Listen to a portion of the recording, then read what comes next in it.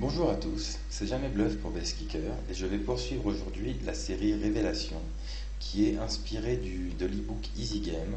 Donc vous avez la liste des auteurs ici, j'ai déjà parlé de cet e-book dans la première vidéo.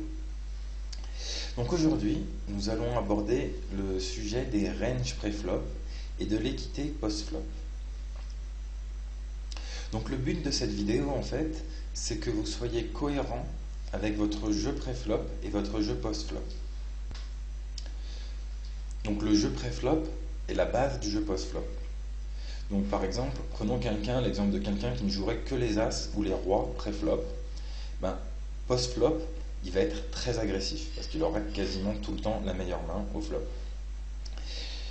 Par contre, si on commence à jouer des mains comme 7 et 2, 7 et 3, on n'aura quasiment jamais la meilleure main.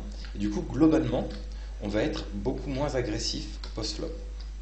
Donc l'idée en fait, c'est de garder une cohérence entre notre jeu pré-flop et notre jeu post-flop, de manière à pouvoir rester globalement agressif post-flop, tout en représentant vraiment quelque chose de concret.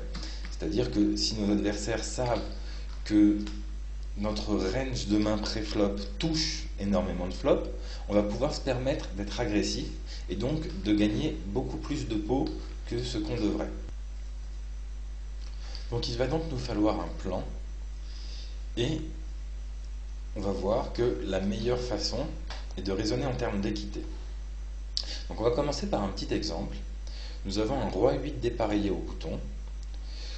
Nous relançons parce que nous estimons que notre main est devant la range des joueurs en blinde et nous sommes payés par la blinde.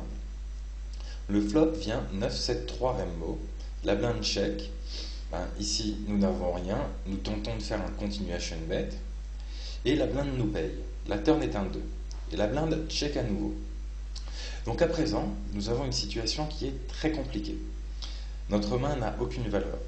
C'est-à-dire que ici, si notre adversaire a un 9, nous ne jouons a priori plus qu'un roi, et s'il a un 7, ou une paire en dessous, nous ne jouons plus qu'un 8. Donc nous avons là une décision très compliquée maintenant qui va être soit de checker et d'abandonner le coup et de montrer une main très faible au showdown. Donc c'est quand même assez weak au final. Soit de miser, mais avec la turn qui est un 2, si notre adversaire nous a payé au flop, il y a très peu de chances qu'il abandonne le coup tout de suite.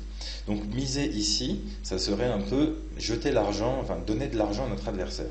Donc nous avons deux options, qui est d'être faible et de checker et de montrer une main pourrie, ou de donner de l'argent à notre